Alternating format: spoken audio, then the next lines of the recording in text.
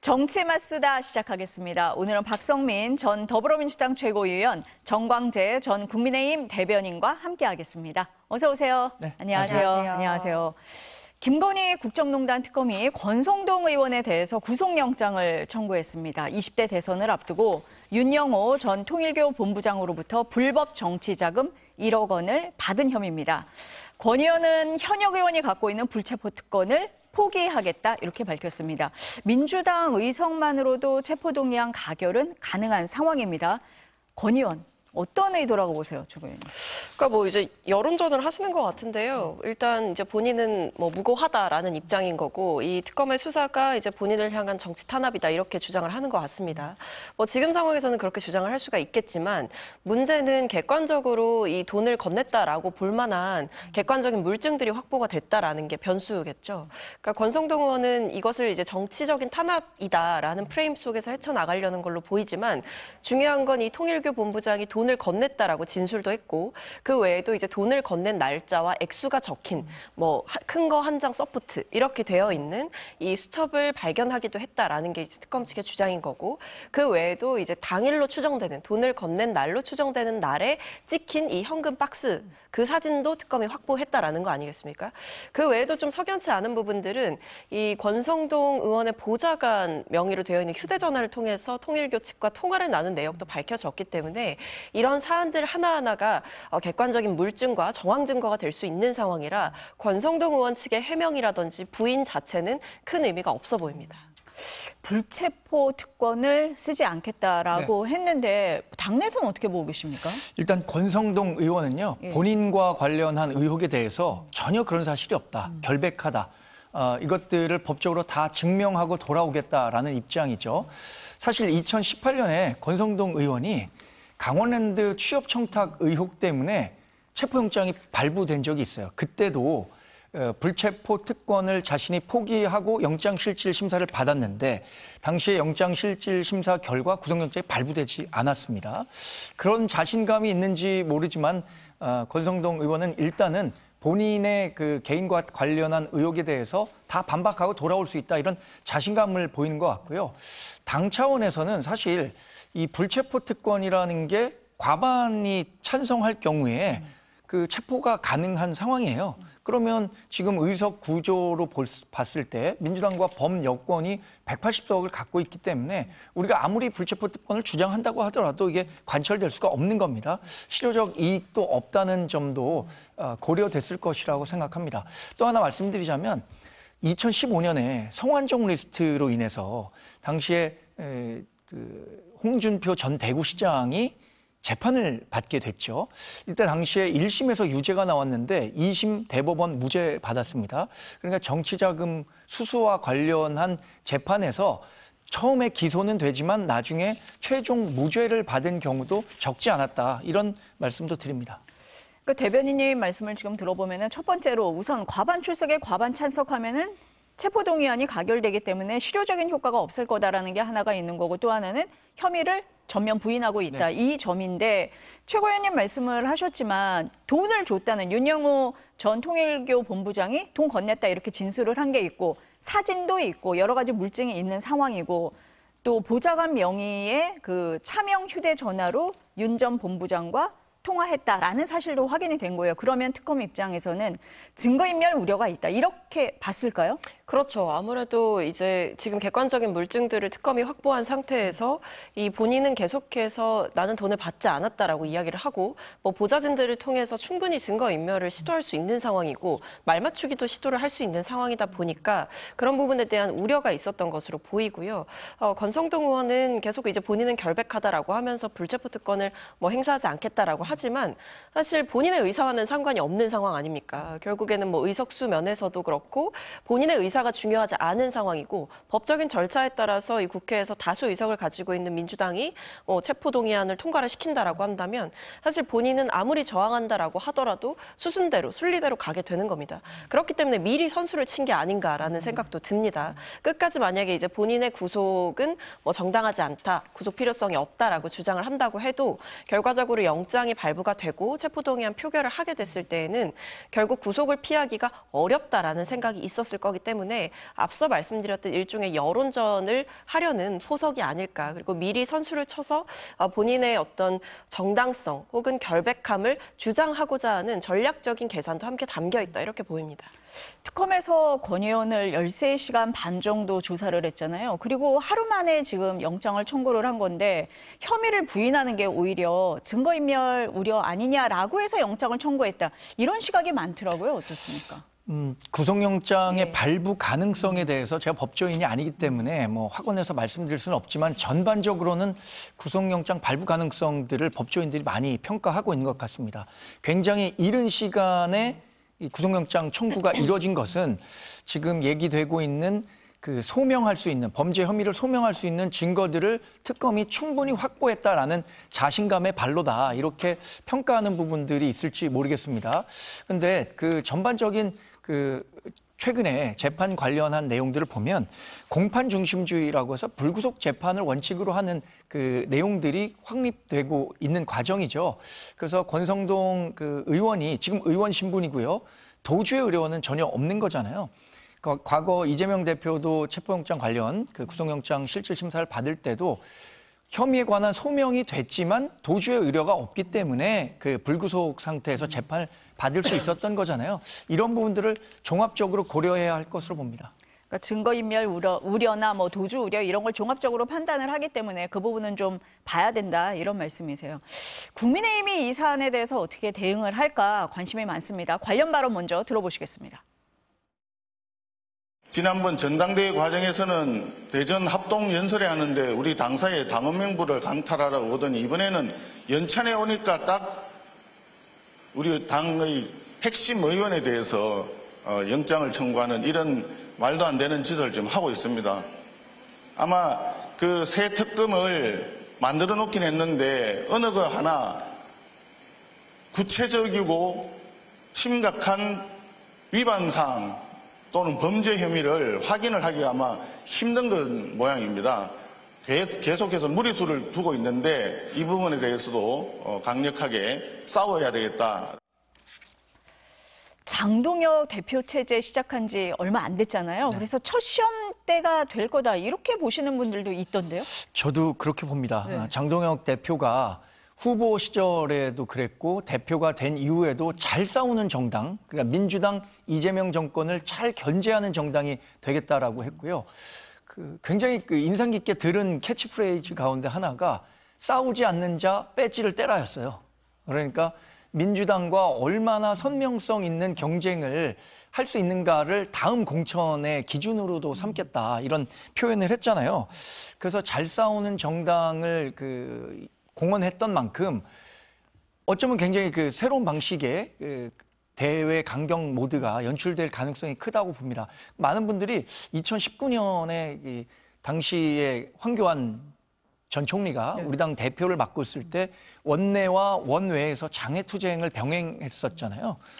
청와대 앞에서 장기간 단식투쟁을 하는 등의 아주 극한 대치가 이어졌었는데 어쩌면 사안에 따라서는 그런 강경 대외투쟁 방법이 동원될 수도 있겠다라고 전망하는데 일단은 권성동 의원에 대한 개인적인 정치자금 관련한 수사가 이루어지기까지는 그런 상황이 연출되지 않겠지만 이것을 계기로 해서 일단 우리 당원 500만 명에 대한 압수수색 계속 실시하겠다는 거 아닙니까? 네.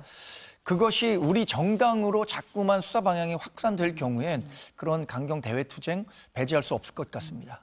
이 권성동 의원 관련된 의혹은 통일교하고 연관이 돼 있고 그래서 국민의힘이 굉장히 예민하게 생각하는 부분이거든요. 그래서 강경투쟁 갈 수 있다 이렇게 보시는 거고 최고 의원님 어떻게 보세요? 그러니까 당연히 강경투쟁을 하겠죠. 왜냐하면 지금 이제 장동혁 대표의 일성들을 보면 잘 싸우는 야당 되겠다 이거거든요. 왜냐하면 내부에서 어떤 혁신이라든지 쇄신이라든지 어떤 새로운 막을 열 수 있는 정치적인 공간은 이미 닫혔죠. 왜냐하면 반탄파가 득세하는 상황이고 반탄파와 이제 어떤 극우적인 세력들의 지지를 받아서 당선이 된 장동혁 대표가 어떤 국민들이 원하는 그런 쇄신과 혁신의 방향으로 나아가기는 어려운 상황이기 때문에 결국 총구를 안으로 돌리기보다는 밖으로 돌리겠다 이런 전략일 거고 그런 면에서 사실 이런 건들은 특히 이제 권성동 의원 건 같은 경우에는 사실은 이거를 당에서는 좀 분리를 해야 돼요. 분리 대응을 해야 되는 거죠. 이제 본인이 뭐 소명을 하고 돌아왔을 때 그때 상황을 보자 이렇게 해야 되는 건데 그게 아니라 이제 특검의 수사 전방위적인 그 수사들 전부 다 어떤 당을 향한 탄압이다 이렇게 보는 것 자체는 앞으로 특검이 계속해서 객관적인 증거들과 물증 그다음에 진술, 정황 증거 이런 것들을 다 갖고 법리로 싸울 텐데 여기에 대해서 정치적인 논리로만 우린 야당이라서 탄압을 받고 있다라는 논리로만 대응을 하게 되면 이건 국민의힘이 필패하는 싸움입니다. 그렇기 때문에 이건 100점 100패하는 싸움인데 지금 본인들이 스스로 패배하는 길로 들어서고 있다라고 보고 국민들이 원하시는 거는 이 특검 수사의 부당성을 주장하면서 정치 투쟁을 벌이는 것이 아니라 국민의힘이 지금 뭐 윤 전 대통령 부부와 연관돼서 무언가 부정한 이득을 취하거나 뒤에서 뭔가 공작을 했던 세력들에 대해서 밝힐 것이 있다면 밝히고 책임질 사람이 있다면 책임을 지우는 거 이게 저는 국민들이 원하시는 거라 생각하는데 어떤 사필 규정의 길로 가기보다는 100점 100패의 길로 접어들었고 이거는 사실은 벗어나기 힘든 늪 같은 것이다라고 생각을 합니다. 왜냐하면 그 뒤에 잘 싸우는 야당이 되겠다라고 했는데 특검 수사에 다 협조하고 어떤 뭐 내부에서 좀 비판받거나 정리해야 될 인물들에 대해서 빠르게 정리하는 모습을 보이면 이 장동혁 대표가 받았던 이 지지 그로부터 나오는 청구서를 거부하게 되는 꼴이기 때문에 스스로의 리더십을 무너뜨릴 수 있다라는 걱정도 함께 있을 거라서 지금처럼 강경한 투쟁의 자세로 이것은 야당 탄압이고 말살이다 이렇게 주장할 가능성이 높죠. 당대표가 될 때부터 강성 지지층의 지지를 받고 됐기 때문에 잘 싸워야 한다라는 기조로 갈 거다. 어쨌든 두 분 다 강경 대응으로 갈 거다. 이렇게 보고 계십니다. 김건희 국정농단 특검이 김건희 씨 오늘 오전에 재판에 넘겼습니다. 전직 대통령 부인이 구속 상태에서 재판에 넘겨진 거 처음입니다. 김건희 씨가 변호인단을 통해서 국민께 송구하고 변명하지 않겠다. 묵묵히 재판에 임하겠다. 이렇게 입장을 밝혔습니다. 그런데 윤 전 대통령 김건희 국정농단 특검의 조사에 전혀 응하지는 않고 있는데 만약에 이 특검에서 추가로 기소를 한다라고 하면 전직 대통령 부부가 함께 재판을 받는 그런 상황이 되는 거거든요. 어떻습니까? 뭐 그럴 가능성이 충분히 있죠. 뭐 이미 윤 전 대통령은 사실 내란 관련한 재판 그리고 뭐 특검 수사에 전혀 협조하고 있지 않은 형국입니다만 사실 공천 개입건이라든지 아니면 뭔가 금품을 김건희 씨가 받았던 그런 내용들도 다 윤 전 대통령의 뭐 인지가 있었느냐 혹은 어떤 뭐 방조 혹은 적극적인 공모가 있었느냐 이런 부분들도 다 살펴봐야 되는 거거든요. 왜냐하면 이게 결국 김건희 씨가 취했던 이득들이 윤 전 대통령의 배우자였기 때문에 취할 수 있었던 이득이기 때문에 여기에 대해서 특검 측에서 계속 이제 수사를 하려고 하지만 윤 전 대통령 측에서 협조는 안 하고 있는 상황이죠. 근데 그럼에도 불구하고 이제 뭐 이미 윤 전 대통령에 대한 재판 뭐 다 진행되고 있는 상황이기 때문에 전직 대통령 부부가 함께 재판을 받는 상황은 피할 수 없을 것이다 이렇게 보입니다. 어떻게 보세요, 대변인? 일단 김건희 여사와 관련해서는 지금 재판을 받고 있는 혐의 가운데 저는 통일교 논란이 굉장히 부담이에요. 그 도이치모터스 주가 조작과 관련한 건 사실 꽤 오래전 일이고 윤석열 전 대통령과 결혼하기 전의 일이기 때문에 일정 정도는 뭐 국민들도 조금은 다른 문제로 볼 수 있을 것 같아요. 그런데 통일교에서 반클리프 앤 아펠 또 그 귀걸이 이런 장신구를 받은 것은 권력을 쥔 이후에 개인에 대한 부정부패 혐의거든요. 이 문제에 대해서는 저는 우리 당도 그렇고 반드시 이 부분에 대해서 김건희 여사는 법적 책임을 져야 한다는 주장을 해야 한다고 생각합니다. 개인이 권력을 가졌고 또 김건희 여사는 대통령의 부인이라는 특별한 권력의 자리에 있었던 거잖아요. 근데 이것과 관련해서 상당히 고가의 장신구들을 선물로 받았고 이후에 어떤 일이 있었는가 지금 특검의 내용만 놓고 보면 서희건설 그 선물을 준 서희건설 사위에 대한 뭐 자리라든가 공천 과정에서의 영향력 행사라든가 이것들을 의심해 볼 수 있기 때문에 권력을 이용한 매우 죄질이 나쁜 사안이죠. 이 부분과 관련해서는 재판 과정에서 본인의 방어권이 있겠지만 시시비비를 가려서 분명히 책임을 져야 한다고 생각합니다. 그러니까 이게 뭐 공천 개입 건도 그렇고 이 뭐 통일교 건진법사 관련한 금품 청탁뿐만 아니라 지금 뭐 서희건설 그리고 사업가 서성빈 씨로부터 받았다라고 알려지고 있는 명품들이 또 있잖아요. 이 외에도 지금 추가적으로 나오고 있는 게 그 국가교육위원장 이배용 씨 같은 경우에도 금품을 주고 직을 받은 거 아니냐 이런 의혹이 있는 상황인데 핵심은 이 어떤 공적인 권력을 통해서 인사에 개입했다라고 볼 수 있는 대목들이죠. 뇌물을 받고 나서 실제로 뭐 로봇계 사업가 서 씨에 대해서도 용산 대통령실에 있는 자리를 제안했다라고 하고 김건희 씨가 그 외에도 서희건설의 사위 같은 경우에는 뭐 서희건설 측에서 인사청탁을 인정하기도 했지만 결과적으로 이 당시 한덕수 총리의 이 영상도 보면 대통령이 찍었다라는 거 아닙니까? 대통령실에서 이 이력서를 딱 보냈다 그 사위에 대해서 그러니까 이런 것만 봐도 이게 단순히 김건희 씨가 그냥 뒤에서 뇌물을 받은 차원을 넘어서서 윤 전 대통령과의 적극적인 공모를 통해서 어떤 인사의 개입이 있었던 게 아닌가 이 부분을 생각해 볼 법하죠. 지금 두 분이 지금 혐의에 대해서 말씀을 하고 계신 건데 오늘 공소장에도 보면 이런 혐의가 적시가 되어 있습니다. 자본시장법 위반, 정치자금법 위반, 특가법상 알선수재 혐의가 담겼어요. 구속할 때 적용했던 혐의들인데 말씀하신 공천 개입, 도이치모터스 주가 조작, 통일교 청탁 의혹 이런 내용이 다 담겼어요. 지금 뭐 특검이 2시 반부터 브리핑을 한다고 하니까 추가 범죄 사실이 더 있는지 이건 좀 더 봐야 되는데 두 분 다 이 알선수재 혐의에 좀 주목하시는 것 같은데요? 왜냐하면 공천 개입과 관련해서는 저는 법정에서 다툴 내용들이 굉장히 많다고 생각합니다. 그리고 실제로 명태균 게이트와 관련해서 이야기가 되고 있지만 김건희 여사의 관여 정도를 어떻게 입증할 것인가 이거 특검으로서는 굉장히 큰 숙제가 될 것이라고 생각하고요. 도이치모터스 주가 조작 같은 경우에는 주범과 공범이 모두 집행유예형을 받았거든요.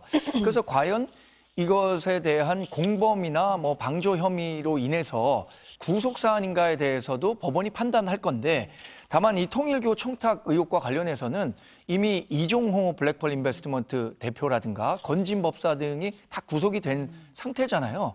그리고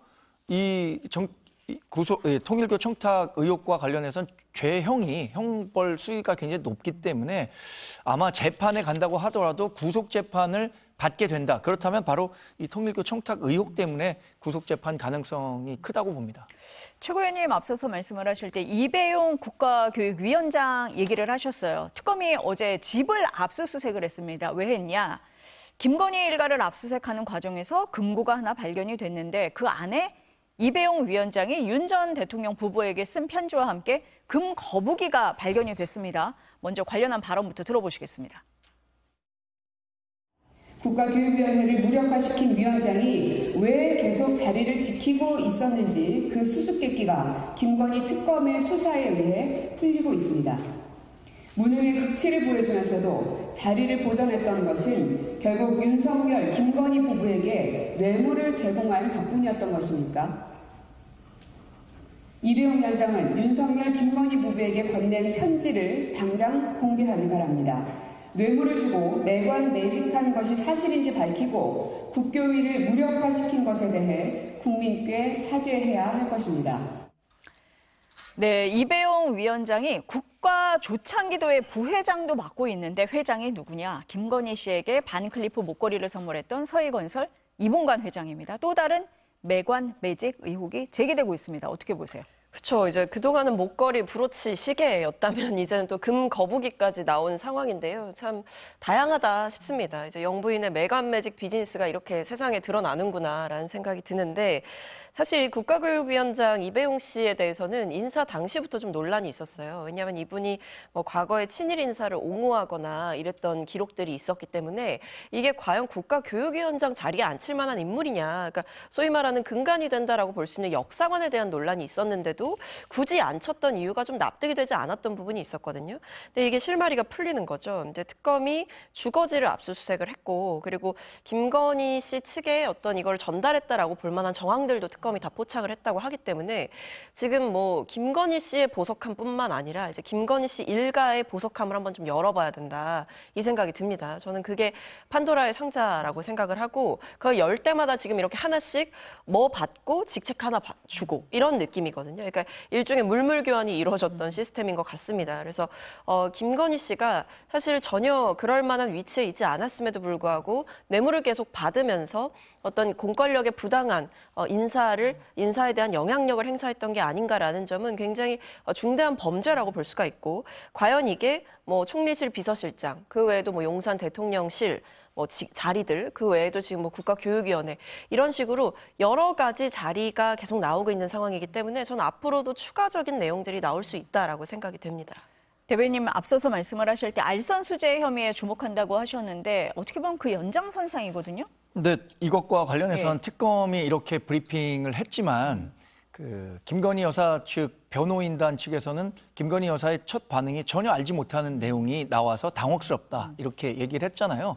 그래서 뭐 실체적 진실이 드러나기 전까지 제가 뭐 말씀드리기는 어렵겠지만 이배용 위원장이 적임자가 아니다. 야당은 그렇게 평가를 하지만 당시 야당은 그렇게 평가를 하지만 사실 이배용 위원장은 뭐 이화여대 총장을 했었고요.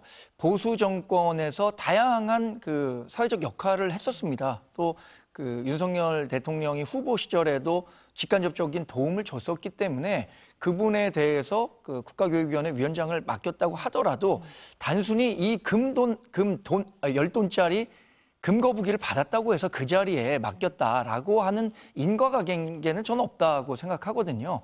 그래서 이게 만약에 사실이라면 대단히 부도덕한 일이죠. 아까 말씀드린 것처럼 권력을 이용해서 누군가에게 뭐 돈을 받는다거나 귀금속을 받는다거나 굉장히 부도덕한 일이기 때문에 그에 상응하는 처벌을 받아야겠지만 지금 첫 번째 반응은 자신도 모르는 일이다라고 얘기를 하고 있으니까요.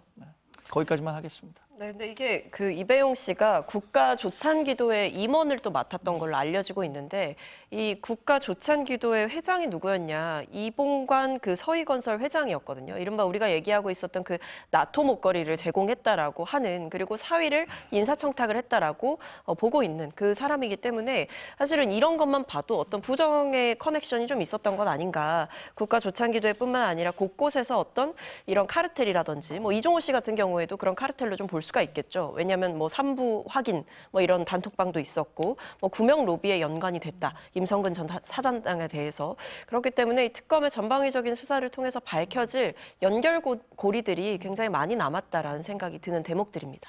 지금 뭐 김건희 씨 측에서 부인은 하고 있지만 최고위원님 보시기에는 어느 정도 이렇게 연결고리가 보이는 것 같다. 특검이 이 부분을 짚어야 한다. 이런 말씀이십니다. 내란 특검이 한덕수 전 국무총리를 불구속 상태에서 재판에 넘겼습니다.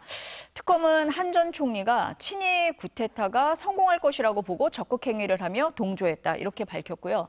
전방위 수사가 이루어지니까 자신의 행위를 은폐하려고 허위 작성 문서를 파기하고 온 국민이 지켜보는 가운데 거짓말을 했다. 이런 지적도 했습니다. 그러면서 12.3 비상계엄을 막은 건 시민들과 담장을 넘은 국회의원이다. 법원의 현명한 판단을 바란다. 이렇게 얘기를 했습니다. 어떻게 보셨어요? 그러니까 이게 지금 한덕수 전 총리가 구속이 안 될 것도 사실은 좀 납득하기는 어려워요. 왜냐하면 한 전 총리가 그동안 했던 것들 자체가 증거인멸의 행동이었거든요. 일단 첫 번째로 위증을 했죠.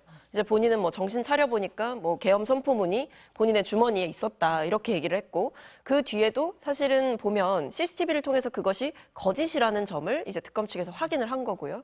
그 외에도 이제 사후에 계엄 선포문을 작성하는 데 관여를 했고 또 그것을 폐기하는 데에도 본인이 관여를 했다라는 것이 드러난 상황이기 때문에 이건 누가 봐도 구속이 될 만한 사유이고, 단순히 어떤 계엄을 뭐 막지 못했던 한 사람이 아니라 계엄에 적극적으로 동조하고 그것을 성공시키기 위해서 가담했던 인물이기 때문에 지금 특검 측에서는 구속이 안 된 지점은 좀 뼈아플 수 있지만 그렇다고 해서 법리적인 사실관계가 뒤틀리는 건 아니다. 그러니까 그 부분을 인정받지 못한 것은 아니다라고 분명하게 밝혔거든요.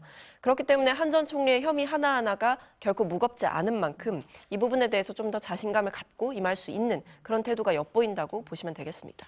어떻게 보세요, 이 부분? 최근 특검이 신청했었던 구속영장이 대부분 발부가 됐습니다. 그렇죠. 한덕수 전 총리 앞에서 스톱이 된 상태인데 그 법원에서 이렇게 얘기했습니다. 다툼의 여지가 있다. 이것은 한덕수 전 총리가 총리로서 계엄을 적극적으로 막지 못했다. 이른바 부작위에 의한 계엄 그 실행인데 이것에 대해서 법적 처분을 물을 수 있는가에 대해서 다툼의 여지가 있다고 판단했다고 생각합니다. 그래서 저는 여당도 본인들이 원하지 않는 결과가 나왔다고 해서 이 결과에 대해서 지나친 비판을 하는 것은 부적절하다고 보고요. 한 발 더 나아가서 이러니까 특별재판부를 신설하겠다는 거예요.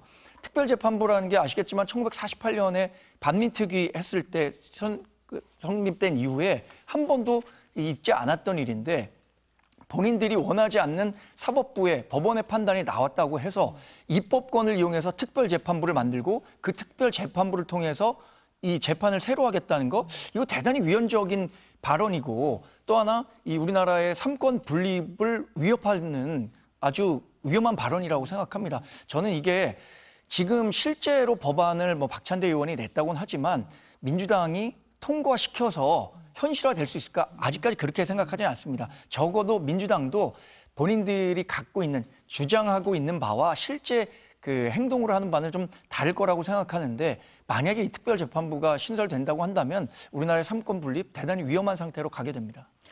한덕수 전 총리에 대한 구속영장이 기각된 뒤에 민주당에서 지금 내란 특별재판부를 만들겠다라고 한 부분에 대해서 말씀을 하셨는데 뭐 논의가 어떻게 되는지는 좀 지켜봐야 될 것 같습니다. 이 부분에 대해서는.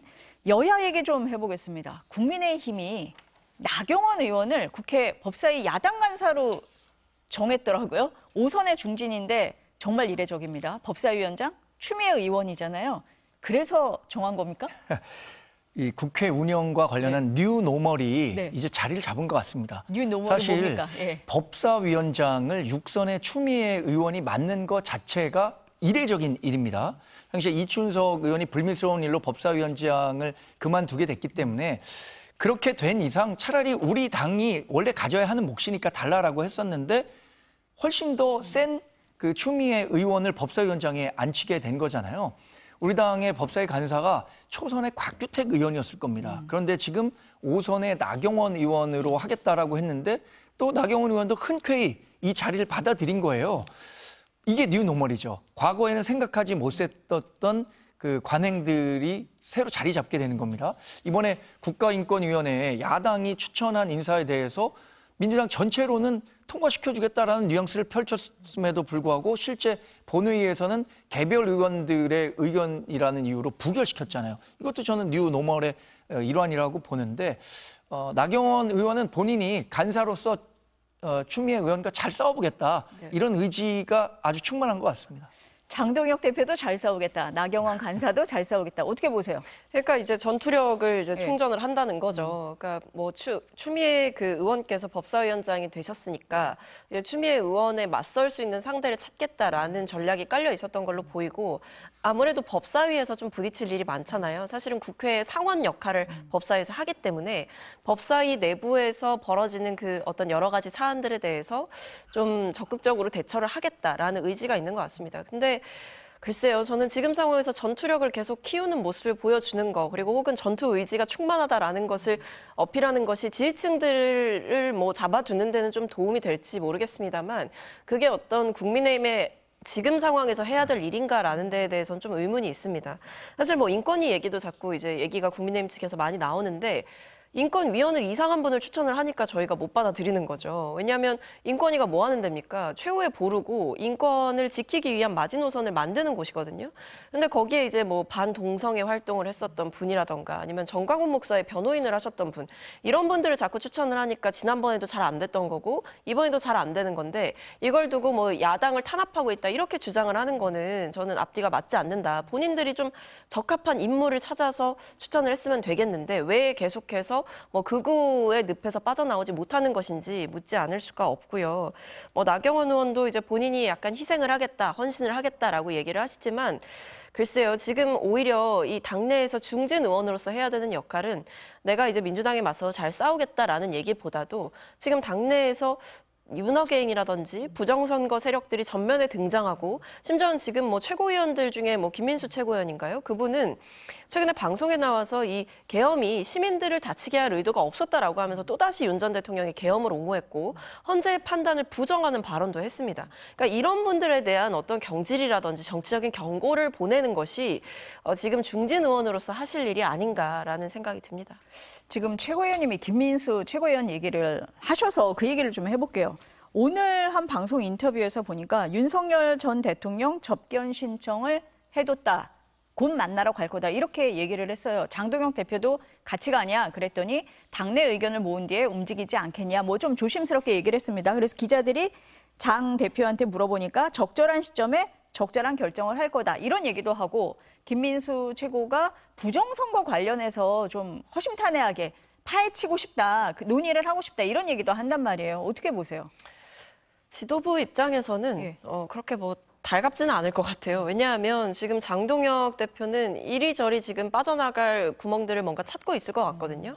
결국에 이제 본인이 뭐 접견할 수 있다라고 얘기했지만 당장 한다라고 얘기한 건 아닌데 또 이제 일부 최고위원이 이렇게 나서서 같이 가자, 뭐 갑시다 이렇게 얘기를 하게 되면 거기에 또 응하냐, 응하지 않느냐를 두고 또 장동혁 대표에 대한 당내 평가가 있을 거 아닙니까?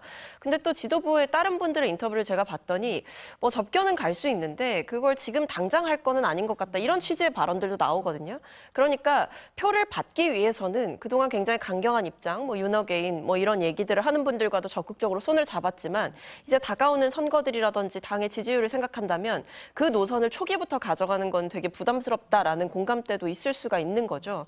근데 이제 김민수 최고위원이 계속 어떤 논란이 되는 발언들이나 행위들을 하게 된다면 뭐 사실 장동혁 대표가 얘기하고 있는 어떤 전략에는 맞지 않는 부분이 있지 않을까. 근데 오히려 뭐 장동혁 대표 입장에서는 본인 손에 피를 안 묻히고 오히려 나서서 그렇게 해주면 딸려가는 모양새가 될 수도 있어서 좋다라고 볼 수도 있겠죠. 어떻게 보세요? 지금 장동혁 예. 대표가 예. 특별한 사정 변경이 있지 않는 한 접견을 하겠다라고 그 대표에 당선된 다음에 밝혔습니다. 본인이 지금 변호사 자격이 있긴 하지만 휴업계를 냈었기 때문에 변호인으로서 특별 접견 어려울 겁니다. 그러면 일반 접견 또 특별 접견도 요새 윤석열 전 대통령에 대해서 모든 특혜를 제한하겠다라고 해서 접견 일정을 잡는 것 자체가 이렇게 아주 쉬운 것 같진 않아요. 그러니까 당분간 좀 시간은 필요하겠지만 저는 그동안 장동혁 대표가 해왔던 이야기 또 행보 등을 고려하면 시간은 걸리겠지만 윤석열 전 대통령 면회에 나설 가능성이 크다고 봅니다. 근데 그것이 정치적으로 어떻게 해석될지에 대해서 뭐 조금 더 시간을 갖고 고민하는 모습이 연출되지 않을까 싶고요. 김민수 최고위원이 얘기하는 바는 본인이 아마 모든 그 당대표든 최고위원 선거든 가장 오른쪽에 서서 윤석열 전 대통령과 관련한 이야기들을 좀 동정적으로 온정적으로 했었을 겁니다. 그래서 본인이 최고위원이 됐다고 판단하기 때문에 일반 접견 신청한 것 같아요. 그러나 뭐 최고위원회 1명, 뭐 최고위원회가 9명으로 구성되잖아요. 그 가운데 1명이 접견한 정도의 뭐 정치적 의미가 있다고 봅니다. 그러니까 김민수 최고위원이 얘기하는 게 뭐 지도부 전체의 의견이다 이렇게 보기는 네. 어렵다. 그렇지만 밖에서 볼 때는 뭐 윤 어게인 아니냐, 도로 친윤당 아니냐 이런 얘기를 할 수밖에 없는 상황이긴 합니다. 장동혁 대표 얘기 하나 더 해보겠습니다. 그 순방에서 돌아온 이재명 대통령이 여야 대표 회동하자 이렇게 제안을 했잖아요. 오늘 국무회의에서도 빨리 만남을 마련하겠다 이렇게 얘기를 했습니다. 그런데 장동혁 대표가 어제까지 형식과 의제가 중요하다. 그러니까 사실상 1대1 회동을 요구하고 있고 의제도 미리 정해야 한다. 대통령이 수용할 준비가 돼 있어야 한다. 이렇게 얘기를 했어요. 오늘 기자들이 물어보니까 오늘은 언제쯤 다시 시간을 정해서 제1야당 대표와 만날지 입장을 빨리 얘기해라, 정해라 이렇게 얘기를 해요. 그러면은 1대1 야당 대표하고 만난다고 약속하면 이번 자리는 갈 수 있어. 뭐 이렇게 해석해야 됩니까? 어떻게 보세요? 그러니까 지금 장동혁 예. 대표는 이걸 거절하기가 어려워요. 왜냐하면 이 대통령이 직접 만나자라고 손을 내밀었는데 여기에 대해서 야당 대표가 거절을 한다면 이제 야당이라서 탄압받고 있다. 야당인과 협치도 안 한다. 이렇게 비난할 명분이 사라지는 거거든요. 그렇기 때문에 대통령이 직접 이렇게 회동을 제안한 상황에서 이걸 거절하기가 굉장히 어려운데 거절하기 위한 명분이 좀 필요한 거죠. 왜냐하면 이제 본인이 강경투쟁하겠다라는 하는 모습을 보여주기도 했고 바로 화답하는 모습을 보여주기도 부담스럽고 또 한편으로는 이 국민의힘이 가서 들러리 서고 싶지 않다 이런 생각이 있는 것 같아요. 그렇기 때문에 좀 무리한 요구들을 해가면서 사실은 지금 한미 정상회담 이후에 만난다라고 하는 거는 의례적으로 이제 여야 대표들을 모아놓고 회담의 결과들을 공유하는 건 늘 있었던 일이기 때문에 이 상황에 사실 조건을 갖다붙어 붙일 이유는 없는 겁니다. 근데 거절하기 위한 명분을 만들어야 하는 겠고 거절하기는 또 어려우니 공을 다시 대통령실로 넘기는 거죠. 우리가 요구하고 있는 여러 가지 내용들, 형식들에 맞춰주지 않으면 응하기가 어렵다라고 할 거고 그래서 대통령실에서 어떤 1대1 회동은 좀 어렵지 않겠느냐라는 답이 온다면 봐봐라 야당과 대화할 생각이 없다, 진정성이 없다라고 아마 폄훼를 하면서 어떤 대통령의 협치 의지를 깎아내리고자 하는 전략이 좀 있는 것으로 보입니다. 어떻게 해석해야 됩니까? 근데 1대1 회동은 네. 왜 어렵죠? 뭐 안 한다고는 뭐 안 한 것 같은데 아직. 그렇죠. 네. 네, 그래서 예. 말씀하신 것처럼 장동혁 대표로서는 최선의 이 회신을 줬다고 생각합니다. 단독 회담이 이루어지는 것을 전제로 이번에 참여하겠다. 그러니까 단독 회담도 받아내겠다라는 이야기를 강조하기 위해서 공을 대통령실과 이재명 대통령에게 넘겼다고 봅니다. 사실 윤석열 전 대통령 시절에 이재명 당대표를 총선 패배 이후까지는 한 번도 만나지 않았기 때문에 민주당이 굉장히 그 정치적 공세를 많이 했어요. 그렇기 때문에 이재명 대표도 자신이 대통령이 된 이상 그런 모습을 보여주고 싶지 않아서 지금 적극적으로 대화하겠다, 협치하겠다라는 메시지를 내고 있다고 생각하는데 그렇다면 기왕 이렇게 된 상황이라면 단독 회담도 수용하고 이번에도 모여서 이야기 성과 얘기하겠다라고 한다면 간단히 해결될 문제입니다. 만나긴 만날 거다 보세요? 저는 만나는 게 좋다고 생각합니다. 네. 예. 만나는 게 좋다? 네. 만날 것 같으세요? 장동혁 대표가 거절하기 어려운 제안이라서 결국에는 받지 않을까 싶습니다. 왜냐하면 앞서도 말씀드렸지만 이게 거절할 명분이 사실 필요한 건데 아무리 뭐 여러 이유를 갖다 붙인다라고 하더라도 아무리 대통령실로 공을 넘긴다라고 하더라도 일단 만나는 건 왜 안 되냐 이렇게 이제 질문을 하실 수가 있는 거거든요. 일단 만나서 불만이 있으면 그때 얘기를 하면 되지 않느냐. 왜 만나자는 제안조차 안 받느냐라고 하면 결국 장동혁 대표의 어떤 정치적인 위험 부담이 가중되는 모양새이기 때문에 대통령이 굉장히 좀 전략적인 묘수를 잘 두셨다라고 생각이 듭니다. 결국은 만날 수밖에 없을 거다. 이런 말씀이세요. 두 분이 말씀하시는 동안에 속보가 하나 나갔습니다. 김건희 국정농단 특검에서 브리핑을 했는데요. 김건희 씨를 구속 기소하면서 범죄 수익 10억 3천만 원에 대해서 추징 보전을 청구했다라는 소식을 전해드리겠습니다. 자, 오늘 이제 여론조사 하나 보겠습니다. 갤럽에서 나온 건데요. 이재명 대통령에 대한 지지율이 2주 연속 하락을 하다가 반등했습니다. 3%포인트 올랐습니다. 긍정평가 59%, 부정평가 30%로 나왔습니다. 아무래도 한미 정상회담 관련해서 긍정평가가 많았을 것 같은데 국익에 도움이 됐다. 긍정평가 58%, 부정 23% 이렇게 나왔습니다. 정당 지지율은 어떨까 보겠습니다. 더불어민주당이 44%, 국민의힘 23%로 나왔는데요. 민주당은 지난번과 똑같고요. 국민의힘은 2%포인트 하락했습니다. 자, 전체적으로 한번 평가를 해보시면 어떨까요? 일단 한미 정상회담에 대해서는 대통령이 굉장히 준비를 열심히 했고 또 이 대통령께서 굉장히 외교 행보를 성공적으로 잘 마무리하고 왔다라는 평가가 지배적인 것 같습니다. 여기에 대해서는 오히려 좀 소위 말해서 억지로 비판하는 그런 정치 공세가 통하지 않는 국면이 됐다라고 생각하는데요. 굉장히 유감스러웠던 건 뭐 이 대통령이 의전적으로 홀대를 받았다 이런 주장을 국민의힘에서 펼치기도 하고 블레어 하우스에 묵지 못하는 것을 두고 사정이 있다라는 것을 미국에서 공식적으로 밝혔음에도 불구하고 그에 대해서도 여러 가지 가짜뉴스가 난무했던 상황이었습니다. 근데 결과적으로 보면 이 대통령께서 그 회심의 한 문장 본인이 이제 페이스메이커가 되겠다. 트럼프 대통령은 피스메이커가 되어달라라고 이야기를 하셨던 그런 대목이라든지 북한을 연내에 만나고 싶다라는 트럼프 대통령의 화답을 끌어낸다든지 그 외에도 이제 한미 간의 관계를 굳건히 하는 그리고 미국으로부터 완전한 지원을 받게 될 것이다라고 하는 트럼프 대통령의 이야기가 있었기 때문에 때문에 여러 가지 이제 돌발 상황들은 있었지만 뭐 트럼프 대통령의 소셜 계정에 올라왔던 뭐 혁명이라든지 이런 우려들이 있었지만 그 부분도 비서실장께서 굉장히 잘 수습을 하신 걸로 보이고요. 어쨌든 한미 간의 굳건한 관계, 돈독한 협력 관계를 굳히고 돌아온 회담이었고 관세 협상의 내용 자체도 크게 뒤집혀진 것이 없는 상황이고 농축산물 추가 개방이라든지 이런 요구도 아예 회담 의제 자체로 나오지 않았다라는 점을 고려해 볼 때 성공적으로 철저한 준비 끝에 완벽하게 끝내고 왔다라는 평가를 많이 해주시는 것 같습니다. 그러면은 이재명 대통령에 대한 그 지지율이 올랐다라는 건 한미 정상회담에 대한 성과가 반영이 됐다 이렇게 보시는 네, 거예요? 아무래도 이제 순방 효과라고 볼 수가 있겠죠. 특히 이번 이 한미 정상회담에서는 많은 분들이 우려하셨던 게 혹시 미국이 말을 뒤집는 거 아닐까, 혹은 추가적인 뭔가 요구 사항들이 더 과격하게 나오는 것이 아닐까. 왜냐하면 트럼프 대통령이 워낙에 예측 불가능성을 가지고 계신 분이기 때문에 좀 어떤 매복되어 있는 위험들에 대한 우려가 있었는데 그 부분들을 잘 이제 극복을 한 것으로 보이고 회담 과정 가운데에서도 어떤 추가적인 요구 사항들이 크게는 없었다라고 전해지고 있어서 성공적으로 마무리를 하고 왔다 이렇게 볼 수 있겠습니다. 여론조사를 통해서 본 평가 어떻습니까? 네. 역대 대통령이 순방을 다녀온 이후에 지지율이 반짝 상승하는 것은 항상 있었던 일입니다. 이번에 3%포인트 정도 오른 것도 저는 그 순방 효과의 일환이라고 보고요. 다만 이번 그 순방에 대해서 물론 여론조사 그 결과로는 긍정적인 전망이 많아요. 그런데 다시 한번 느낍니다.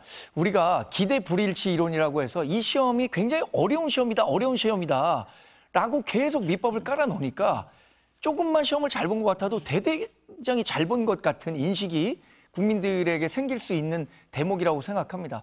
사실 트럼프 미국 대통령이 예측 불가능성이 있기 때문에 정상 외교를 하기에 어려운 상대인 건 맞습니다.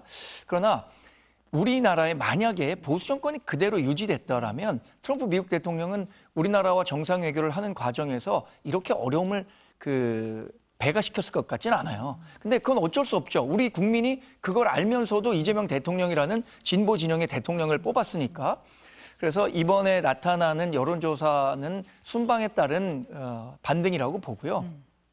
우리 당 지지율이 2%포인트 내린 부분에 대해서 저는 좀 집중해 봤는데 전당대회가 있으면 컨벤션 효과라고 해서 그 지지율이 좀 반등하는 효과가 발생하지 않습니까? 근데 자료를 조금 더 자세히 들여다보면 본인이 중도층이라고 답한 사람들 가운데 국민의힘 지지율이 얼마냐? 14%더라고요. 민주당은 44%인데 그러면 우리가 과연 지금 우리 당 전반적인 분위기 속에서 우리 지지하는 사람 보수층만 똘똘 뭉친다고 해서 반등의 기회를 마련할 수 있을까라는 부분에 대해서 이 여론조사가 의미하는 바, 함축하는 바가 크다고 생각합니다. 정당 지지도는 어떻게 보셨어요? 뭐 일단 민주당은 동일하기 때문에 네. 사실은 따로 언급드릴 부분은 없을 것 같고 이제 국민의힘이 말씀 주신 대로 떨어졌죠. 근데 전당대회를 거쳤는데 떨어졌다라는 거는요. 그만큼 실망스러웠다라는 거죠. 그러니까 결국에 이제 전당대회를 통해서 뭔가 새로운 이막이 열리고 새로운 어떤 그 비전이 제시가 되고 새로운 목표가 제시가 된다라고 한다면 국민의힘에 대한 기대 효과로 지지율이 조금 올랐을 수는 있겠습니다만 지금 보면 오히려 떨어진 모양새이고 결국 이거는 전당대회 자체가 쇄신과 혁신의 계기가 되기보다는 과거로 회귀하는 전당대회였고 이른바 윤어게인 시즌2가 벌어지는 그런 전당대회 그리고 전한길 씨의 입김이 크게 작용했던 그런 전당대회였다라는 점을 볼 때 국민의힘에 대해서 정말 답이 없다라는 생각을 하시는 분들이 많아진 게 아닌가 싶어서 저는 저 정당 지지도가 앞으로 이 장동혁 호의 행보에 따라서 더 떨어질 수도 있다라고 봅니다. 지금만 봐도 우리가 앞서 얘기한 것처럼 뭔가 탄핵을 부정하는 발언 혹은 계엄을 옹호하는 발언, 윤 전 대통령의 접견을 신청했다라고 하는 발언들이 적극적으로 나오고 심지어는 뭐 친한계라든지 일부 인사들을 향해서 당을 나가라 혹은 뭐 결단을 하겠다. 혹은 징계가 시사되는 발언들이 있다라고 한다면 이거는 점점 더 이 미궁 속으로 사실은 쇄신과 혁신보다는 윤 전 대통령을 옹호하는 세력과 극단적인 세력들로 빠져드는 것이기 때문에 저 지지율이 저는 더 떨어질 수 있다라고 보고 있습니다. 저희가 세부적으로 보지는 못했었는데 대변인님은 어떤 층에서 빠졌나를 봤더니 중도층에서 빠졌더라라는 부분에 주목을 하신 거고 지금 최고위원님 설명이 그 맥락이에요, 지금. 그래서 그럼 장동혁 대표 이후에 여론 추이가 어떻게 되는지 좀 봐야 된다 이런 말씀이십니다. 우리가 그 한미 정상회담 얘기를 잠깐 했었는데 다음 달 3일에 중국 베이징에서 열리는 전승절 80주년 행사에 북한 김정은 국무위원장이 참석을 합니다. 다자 외교 무대에 처음 참석하는 건데 러시아 푸틴 대통령도 참석을 해서 북중러 정상이 한자리에 다 모이는 거예요. 지금 한미일 협력이 강화되는 상황이라서 더 주목이 되거든요. 어떻게 좀 보고 네, 계세요? 말씀 주신 대로 이제 북한이 이례적으로 다자 외교 무대에 데뷔를 합니다. 김정일 위원장 때부터 양자 외교를 고수해왔던 북한이 이런 행보를 보인다라는 건 굉장히 이례적인 거고 계기는 사실 한 3가지 정도로 분석해 볼 수 있는데 첫 번째는 말씀 언급 주셨던 이 한미일 협력이 강화되는 흐름이 보이고 그리고 최근에 이제 대통령께서도 어떤 이 과거부터 우리가 얘기해왔던 안미 경중 이거 더 이상 지킬 수 없다라는 이야기를 하셨기 때문에 한미일 협력이 더 굳건해질 거라는 예상이 되는 상황이거든요. 근데 이 상황 속에서 뭐가 나왔냐? 이 북한과 미국이 만날 수 있는 어떤 계기가 지금 생겨나고 있는 거고 만나는 가능성이 시사가 되고 있는 거죠. 그래서 한미일 협력 체제에 대응을 하면서도 또 향후에 있을 북미 간의 대화를 대비해서 대미 협상력을 올리기 위해서 이 중국을 뒷배 삼겠다라는 계산이 깔려 있는 거고요. 또 한축으로는 그동안 러시아와 안보 면에서 굉장히 밀착을 해왔는데 사실 북한의 그 무역의 90%는 중국에 의존을 하고 있고 그리고 중국과의 관계가 소원해졌지만 이제 우크라이나 러시아 전쟁이 이제 끝나가는 흐름이기 때문에 이 과정 가운데에서 이제 북한도 중국과의 관계를 관리를 해야 되는 겁니다. 그리고 중국은 또 한편으로는 한미일 협력이 강화되고 있는 상황이고 미국과의 패권 경쟁이 격화되고 있기 때문에 북한을 끌어들이는 거 나쁘지 않은 선택으로 보는 거죠. 그래서 이게 이해관계가 맞아 떨어졌다라고 볼 수 있을 것 같습니다. 우리나라에서 우원식 국회의장 박지원 의원도 가잖아요. 어떻게 네. 보고 계십니까?